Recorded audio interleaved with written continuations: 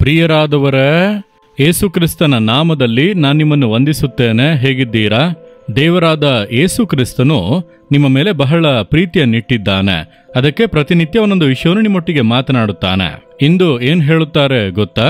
ಯೆಶಾಯ 52ನೇ ಅಧ್ಯಾಯ 1ನೇ ವಾಕ್ಯ. ಚೀಯೋನೇ, ಎಚ್ಚರಗೊಳ್ಳು, ಎಚ್ಚರಗೊಳ್ಳು, ನಿನ್ನ ಪ್ರತಾಪವನ್ನು ಧರಿಸಿಕೋ. ದೇವರು ಹೇಳುತ್ತಾರೆ, ನನ್ನ ಮಗನೇ, ನನ್ನ ಮಗಳೇ, ಎದ್ದೇಳು, ಪ್ರತಾಪವನ್ನು ಧರಿಸಿಕೋ. ಯಾಕೆ ಮಲಗಿದ್ದೀಯಾ? ಯಾಕೆ ಸೋತು ಹೋಗಿದ್ದೀಯಾ? ಇನ್ನು ಏನು ಮಾಡಲಾಗದು, ಅಷ್ಟೇ, ನನ್ನ ಜೀವಿತ ಮುಗಿದು ಹೋಯಿತು ಎಂಬುದಾಗಿ ಸೋತು ಹೋಗಿದ್ದೀಯಾ? ಎದ್ದೇಳು. ನೀನು ಮಲಗಿಕೊಂಡಿರಬೇಡ. ಸೋತು ಹೋದೆ, ಇನ್ನು ಏನು ಮಾಡಲಾಗದು ಅಂದುಕೊಳ್ಳಬೇಡ. ನೀನು ಪ್ರತಾಪವನ್ನು ಧರಿಸಿಕೋ, ನಾನು ನಿನಗೆ ಪ್ರತಾಪವನ್ನು ಕೊಡುತ್ತೇನೆಂಬುದಾಗಿ ದೇವರು ಹೇಳುತ್ತಾರೆ. ದೇವರು ಯಾವಾಗಲೂ ನಾವು ಬಲಶಾಲಿಗಳಾಗಿರಬೇಕೆಂದು ಬಯಸುತ್ತಾನೆ. ಯಾಕೆಂದ್ರೆ ಆತನು ಬಲಿಷ್ಠನಾದ ದೇವರು. ಅಬ್ರಹಾಮನಿಗೆ ದೇವರು ದರ್ಶನವಾಗುವಾಗ ಅಬ್ರಹಾಮನೇ ನಾನು ಸರ್ವಶಕ್ತನಾದ ದೇವರು ಎಂದು ದರ್ಶನವಾದರು. ಆದ್ದರಿಂದ ವಾಕ್ಯ ಏನ್ ಹೇಳುತ್ತದೆ? ಕರ್ತನಲ್ಲಿಯೂ ಆತನ ಅತ್ಯಧಿಕವಾದ ಶಕ್ತಿಯಲ್ಲಿಯೂ ಬಲಗೊಳ್ಳಿರಿ. ಅಪೊಸ್ತಲರು 1:8 ಯೇಸು ಏನ್ ಹೇಳಿದನು? ಪವಿತ್ರಾತ್ಮನು ನಿಮ್ಮ ಮೇಲೆ ಬರಲು ನೀವು ಬಲವನ್ನು ಹೊಂದುವಿರಿ. ಬಲಗೊಳ್ಳುವಿರಿ ಅಂದರೆ ಏನರ್ಥ? You shall receive power. ಪ್ರತಾಪವನ್ನು ಹೊಂದುವಿರಿ ಅಂದರೆ ಆ ಪ್ರತಾಪವನ್ನು ಧರಿಸಿಕೊಳ್ಳಿರಿ. ಪರಿಶುದ್ಧಾತ್ಮನ ಬಲವನ್ನು ಹೊಂದಿಕೊಳ್ಳಿರಿ.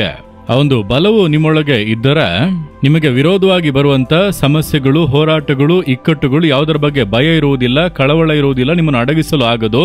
ಧೈರ್ಯವಾಗಿ ಮುಂದೆ ಸಾಗುವಿರಿ. ಬಲ ಇಲ್ಲದೆ ಇರುವುದರಿಂದಲೇ ಚಿಕ್ಕ ಚಿಕ್ಕ ವಿಷಯಗಳಿಗೂ ಸೋತು ಹೋಗಿ ನನ್ನ ಬಗ್ಗೆ ಹೀಗೆ ಹೇಳುತ್ತಾರೆ, ಹಾಗೆ ಹೇಳುತ್ತಾರೆ, ಯಾಕೆ ಬಾಳಬೇಕು, ಆ ರೀತಿಯೆಲ್ಲ ಸೋತು ಹೋಗಲು ಏನು ಕಾರಣ? ಬಲ ಇಲ್ಲ.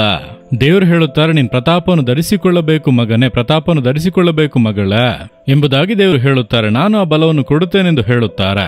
ಹಾಗಾದರೆ ದೇವರ ಸಮ್ಮುಖದಲ್ಲಿ ಕಾದಿದ್ದು ಆತನ ವಾಕ್ಯಗಳನ್ನು ಧ್ಯಾನಿಸಿ ಆತನ ಪ್ರಸನ್ನತೆಯಲ್ಲಿ ಕಾದಿದ್ದರೆ ಕರ್ತನಿಗಾಗಿ ಕಾಯುವವರು ಹೊಸ ಬಲವನ್ನು ಹೊಂದಿ ಹದ್ದುಗಳ ಹಾಗೆ ಬಲಗೊಂಡು ರೆಕ್ಕೆಗಳನ್ನು ಚಾಚಿ ಉನ್ನತಕ್ಕೇರುವರು.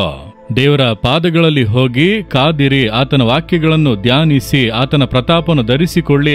ದೇವರು ಹೇಳುತ್ತಾರೆ, ನನ್ನ ಮಕ್ಕಳೇ, ಆ ಬಲವನ್ನು ನಾನು ನಿಮಗೆ ಕೊಡುತ್ತೇನೆ. ಇದ್ಯಾವುದು ನಿನಗೆ ಕೇಡು ಮಾಡುವುದಕ್ಕಾಗದು. ಎದ್ದೇಳು, ಎದ್ದೇಳು, ಧೈರ್ಯಗೊಳ್ಳು ಎಂಬುದಾಗಿ ಹೇಳುತ್ತಾನೆ. ಅದಕ್ಕೆ ನಿಮ್ಮೊಟ್ಟಿಗೆ ಮಾತನಾಡುತ್ತಾ ಇದ್ದಾನೆ. ಪ್ರತಾಪವನ್ನು ಧರಿಸಿಕೊಳ್ಳುವಿರಾ? ಈಗಲೇ ಆ ಪ್ರತಾಪವು ನಿಮ್ಮೊಳಗೆ ಇಳಿಯುತ್ತದೆ. ಸೋಲಿನ ಆತ್ಮಗಳು ನೀಗುತ್ತದೆ, ಭಯದ ಆತ್ಮಗಳು ನೀಗುತ್ತವೆ. ನೀವು ದೃಢಗೊಂಡು ಧೈರ್ಯದಿಂದ ಎದ್ದು ಸೈತಾನನನ್ನು, ನಿಮಗೆ ವಿರೋಧವಾಗಿ ಎದ್ದೇಳುವಂತ ಬಲಗಳನ್ನು ಜಯಿಸುವಿರಿ.